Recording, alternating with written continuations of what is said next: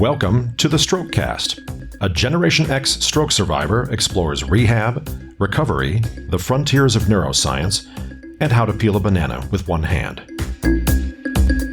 Hello, I'm Bill Monroe, and welcome to episode 126 of the Strokecast. I have a solo show today because I have an announcement to make towards the end of this episode. Don't worry, it's all good. But first, I want to talk about the kitchen. You see, cooking after stroke does pose a lot of challenges. I mean, for many of us, we have to learn to manage things with just one fully functioning hand at this point. Others of us may struggle with getting all the processes right or remembering what to do with them, or even remembering what to do when. Some of us may just find ourselves overwhelmed by the stimulation in the environment and the noise and the smells and the motion and the intensity of it all, and perhaps the other family members who are gathering around to try and quote-unquote help. All of that can be overwhelming and challenging for any number of reasons. Throw in the fact that cooking and working in the kitchen can be a high-risk or dangerous activity if not done properly. And you've got a lot of different things coming at you. I mean, everything from potential of burns to dropping heavy things to knife wounds to even just inadequately cooking a piece of chicken and acquiring food poisoning. So what I want to do today is share some tips and some strategies that can make working in the kitchen after a stroke a little bit easier and a little bit safer. A couple of these might be familiar from previous hacks of the week, but really this episode is really basically going to be 11 hacks in one package. And I'm not talking about knife hacks. I should have worked that pun in better. Anyway, let's get started with my first kitchen tip, and that is the principle of mise en place. This is something I, of course, learned while binge watching way too much Food Network over the years. Really was a huge fan of the original Iron Chef. It was an awesome show. And even Iron Chef America and Good Eats and all sorts of great things on there. But regardless, the principle of mise en place comes up a lot. Basically, it's from the French saying, and basically it means everything in its place. The idea is that when you're going to start cooking something or cooking a meal, the first thing you do is you get all of your ingredients out and get them on the counter. And then you start prepping your ingredients one by one. You get your tools out. You have all of this stuff available. So before you actually start throwing your ingredients together, you've already done your chopping and your slicing and you're collecting from the fridge and collecting from the cupboard and just getting all of this stuff in its place. You have your cutting board or cutting boards. You have your oven mitt ready to go. You just have everything staged and ready for when you can actually start cooking. You see, a lot of the length of time in cooking something often is just in the prep work, in getting all these things together. The key with mise en place is to get everything together first. Because especially after stroke, we may struggle with things like multitasking. And you don't want to be multitasking in the kitchen. So don't plan to prep the next ingredient while you're already working on one thing or while you have something on the stove and you think you might have a minute or two of downtime. Because when you do that, then you end up starting to rush through things and it becomes a lot easier to mix up steps, skip a step, and then you got to go back, and that's frustrating and it just becomes that much more exhausting. Get everything in place first. Think through the things that you are going to need before you start. You want to build out that plan, and then you want to get all of those key components in place and prepped. Maybe that means you go through a few more prep bowls or dishes to contain stuff in this state. But you know what? That's okay. Even if it takes longer, that's okay. because you're more likely to succeed and you're more likely to do it without dialing your stress levels way up. So mise en place is the first thing. Now let's take mise en place the next step. What you'll find is that if you can adopt this principle in the kitchen, this is a principle that you can apply in a lot of other places in your life. Whether that means building IKEA furniture, whether that means cleaning up or preparing your home for a project you want to do, whether that means getting your exercise gear ready to do your PT at home or whatever it is. Get your stuff in place first. Plan through that. Consider that prep time and that setup time to be part of your overall process. But get things in place first. Get that plan together, and then you can work through it step by step, because everything that you need is right there waiting for you. Something that helps you go along with this is the second tip I have. And this is something I actually encountered first in an article in Wired magazine, probably 15 years ago or something like that. They were talking about something to do with U.S. military special forces. And the phrase came up, slow is smooth, smooth is fast. Slow is smooth, smooth is fast. It seems counterintuitive, but it comes back to the idea that rushing does not bring faster results.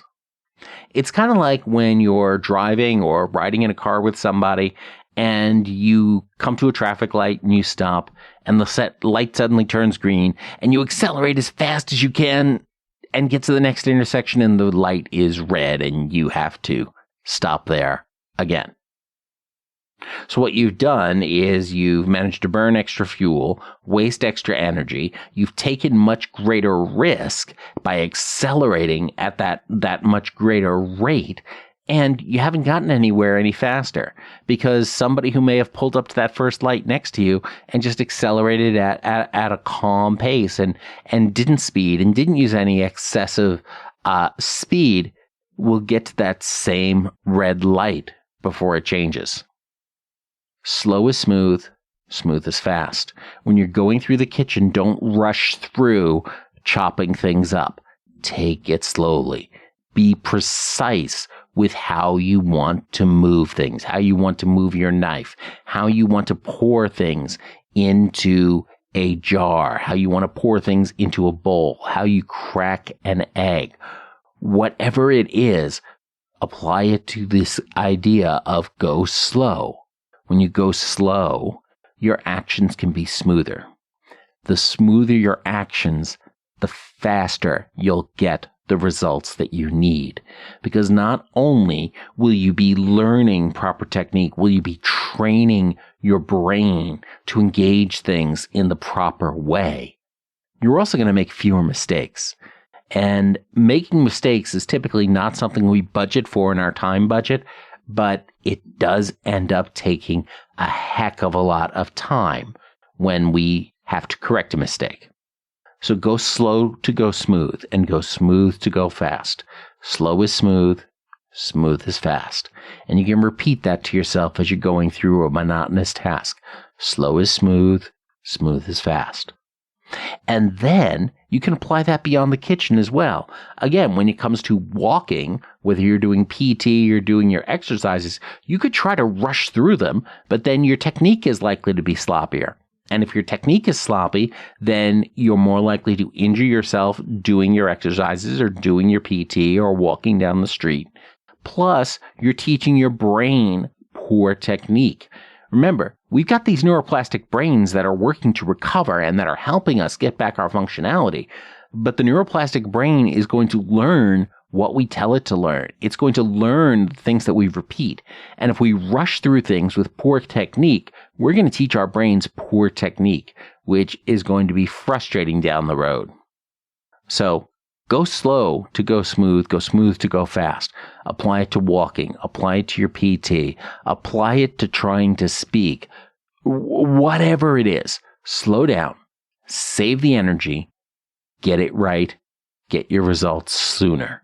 Slow is smooth, smooth is fast.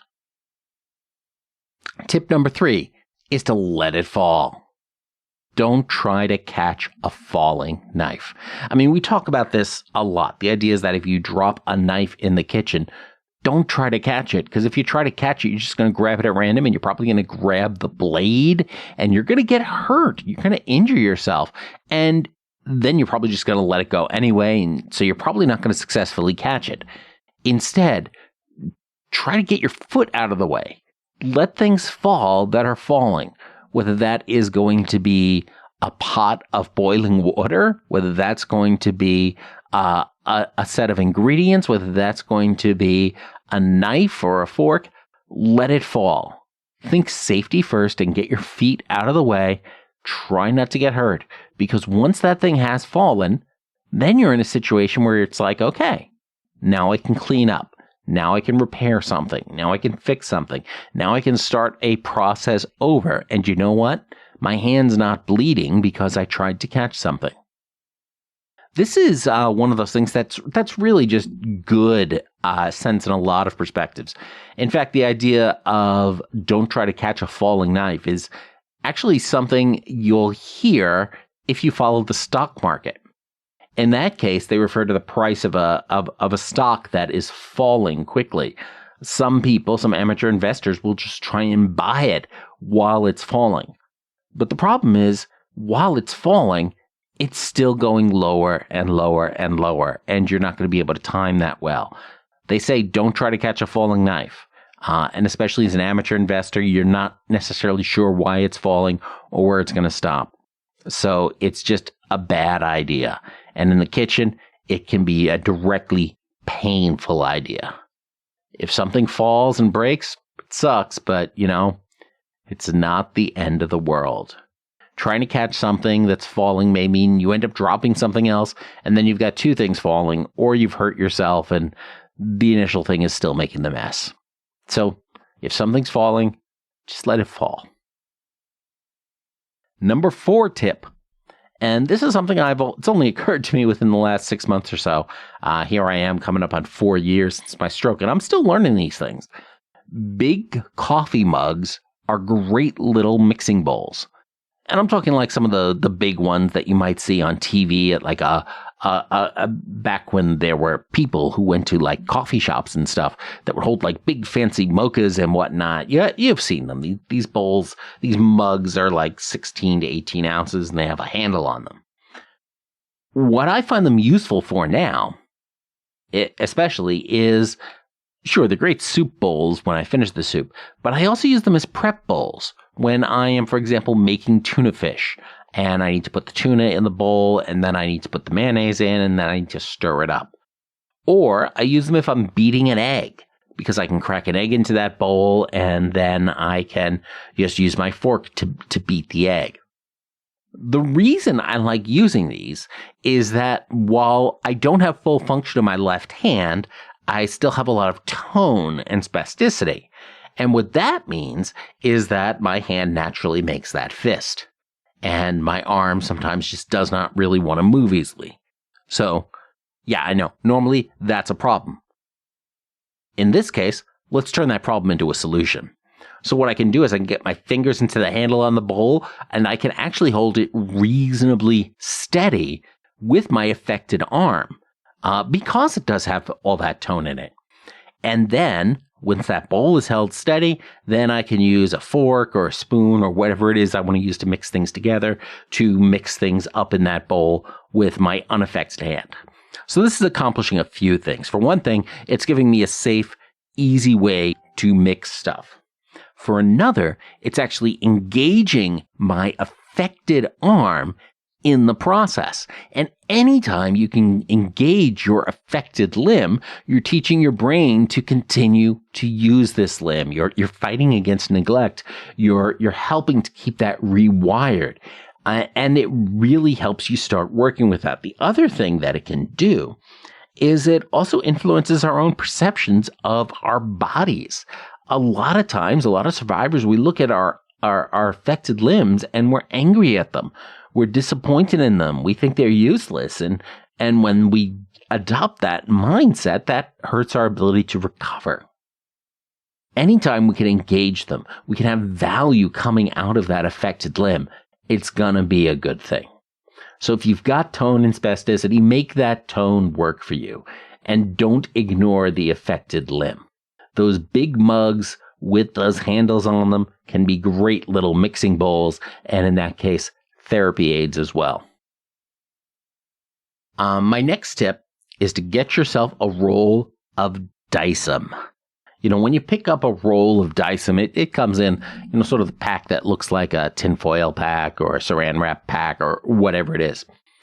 Dicem is this plasticky, rubbery sheet. You may have had an occupational therapist or an OT use this in therapy or give you some to take home. It's some really amazing stuff. It doesn't actually have any adhesive, but it tends to stick wherever you put it. If you can't hold a bowl with an affected limb, slap a big piece of Dicem on the counter and put the bowl on top of that. Then you can put your bowl on top of it, and then you can stir it, and the bowl is probably not going to move around on the counter because that Dicem is going to hold it in place.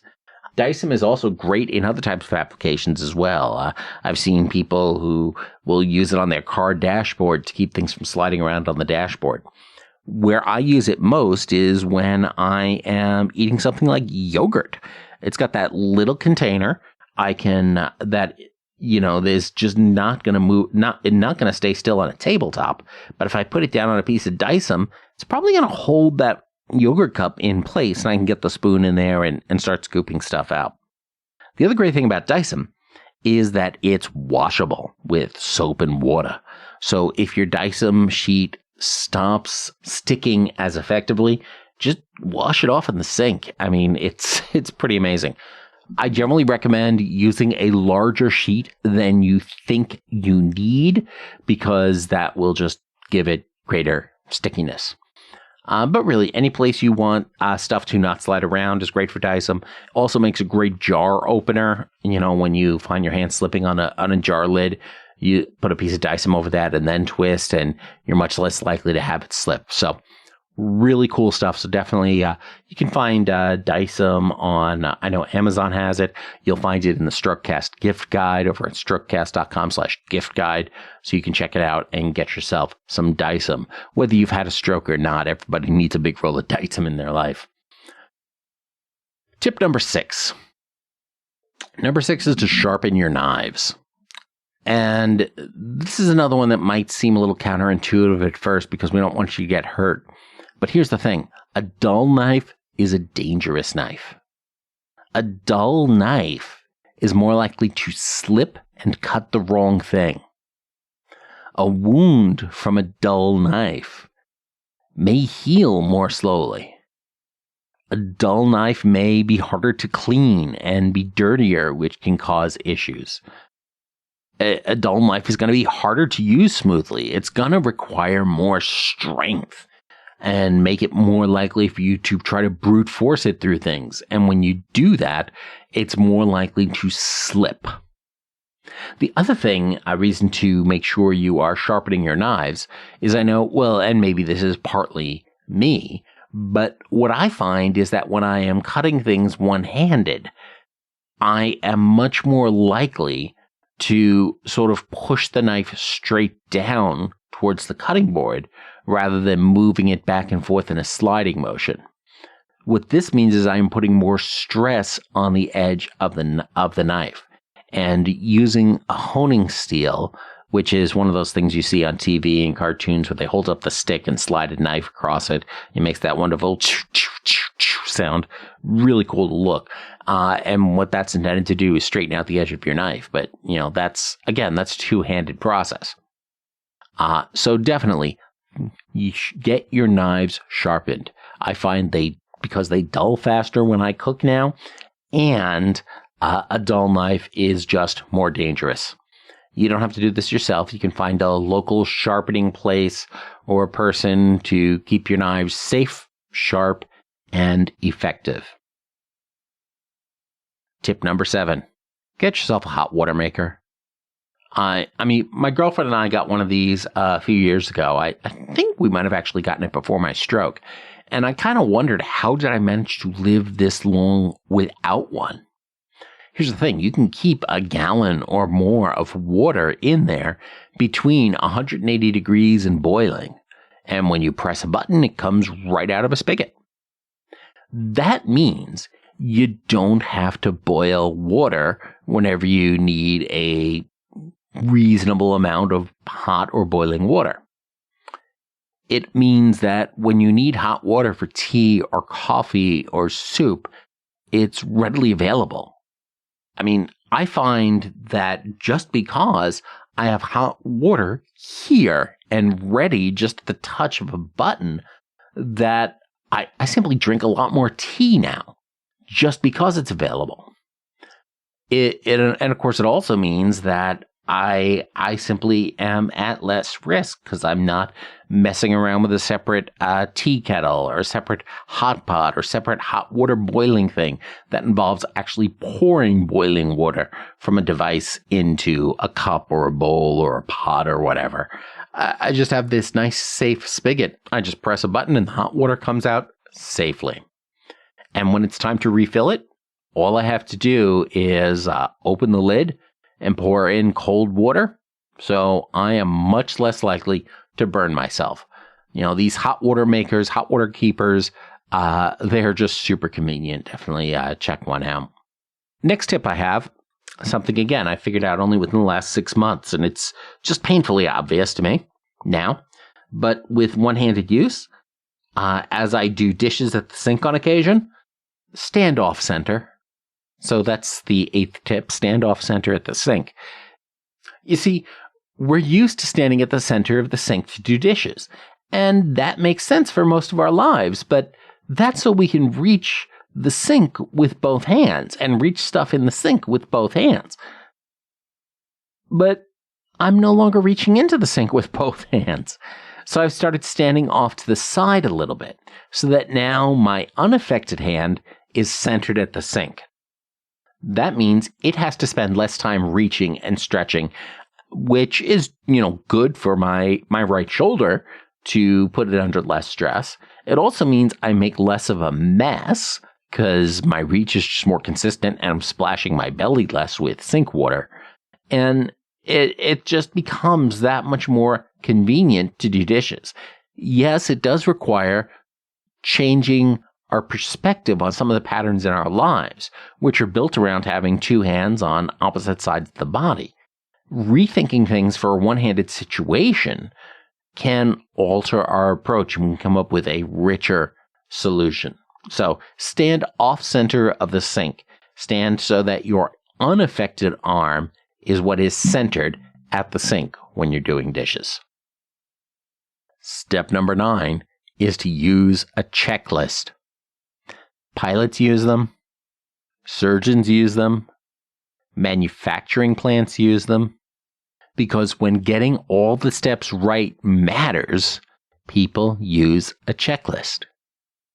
I mean, like Mise earlier, a checklist is about preparation, especially if you struggle with memorizing procedures or with attention matters. Making a checklist can help because you can write out each step and you can get as granular and detailed as you need to. If that means you need to write out that you open up the jelly jar to make a sandwich or whatever, great, do that. You see, once you have a plan in place in your checklist and you have your ingredients and your tools in place through your mise en place, you can start working down your checklist to get it done. And if you're just starting to get back in the kitchen, I mean, there is no shame in a checklist for a peanut butter and jelly sandwich. Of course, the more complex the meal or the more high stimulation the environment is, like, say, at a holiday celebration, that means a checklist becomes even more important.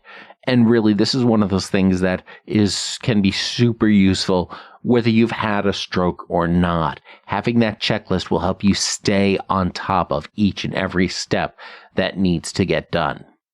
Here's the other thing that's nice about a checklist is that when people offer to help you as well, you can use the checklist to delegate tasks to them, because you don't have to take a separate step to think about, okay, what are the different steps that somebody else will need to do? You can just look at your checklist and say, here, do steps 31 through 38 or whatever it is. So use a checklist. Number 10, let the beeps and timers beep and buzz. My refrigerator beeps when it's been open too long to remind me that I accidentally left it open.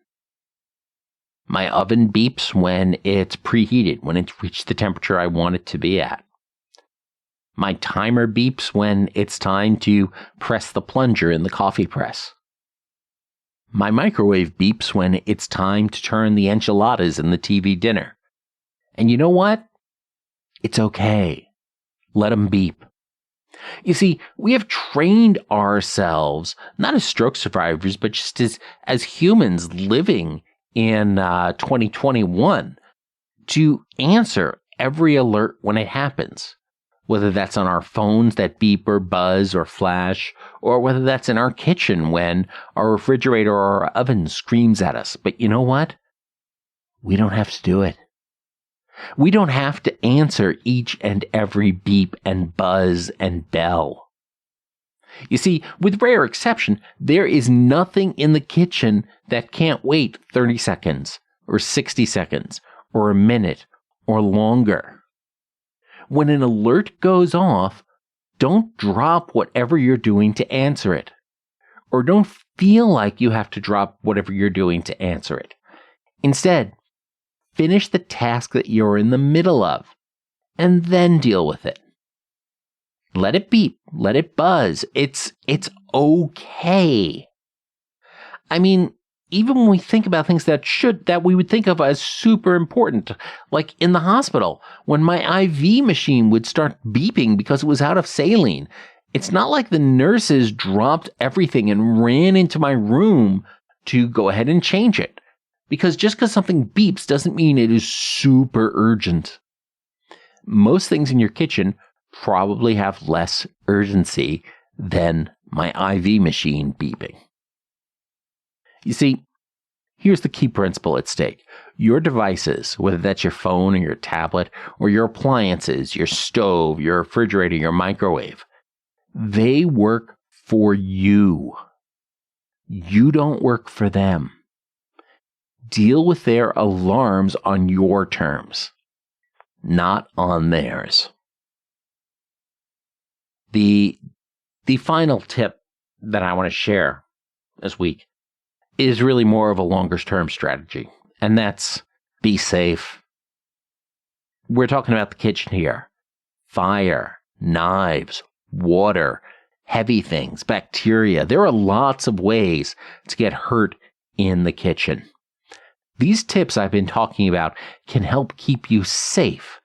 But remember, the ultimate goal is, in fact, safety.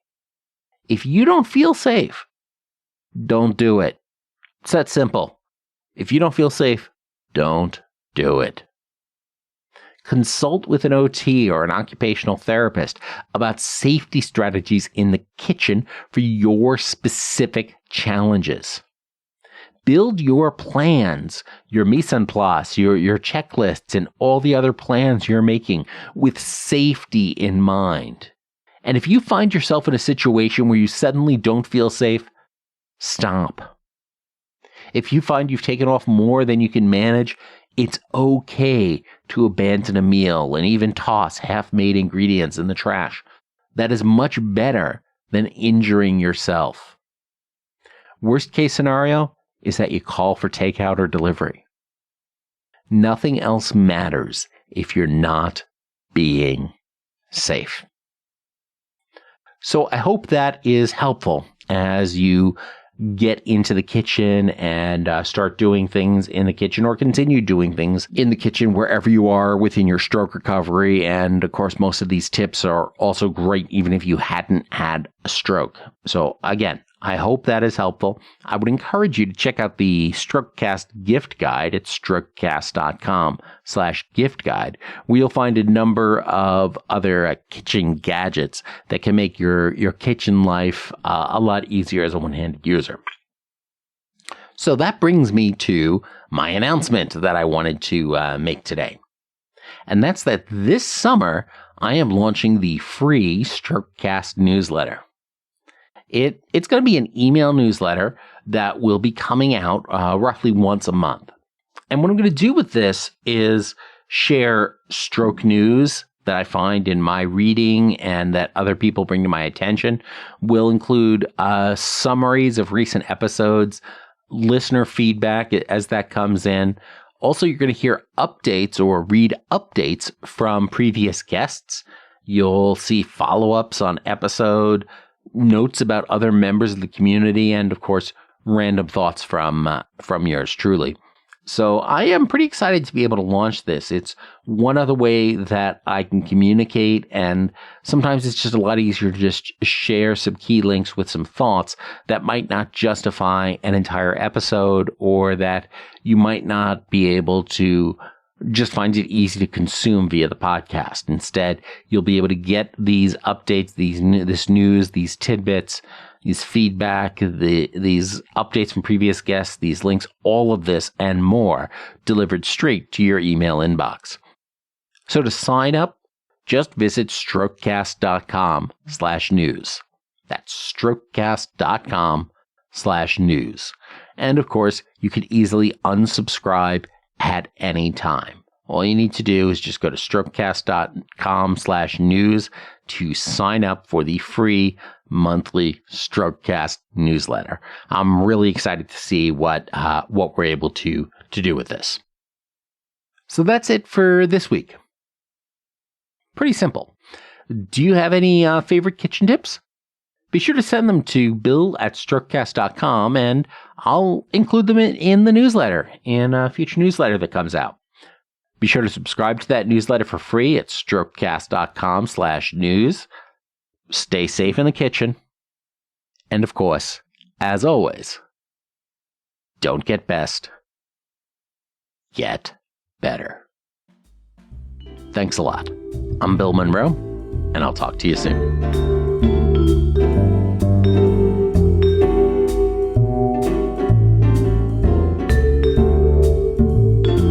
The Strokecast, Bill Monroe, and Bill's guests provide general information and entertainment, not medical advice. Please do not make any changes to your treatment plan or the execution of your treatment plan without first consulting your personal doctor or medical team. The Strokecast is a proud production of the Currently Speaking Podcast Network.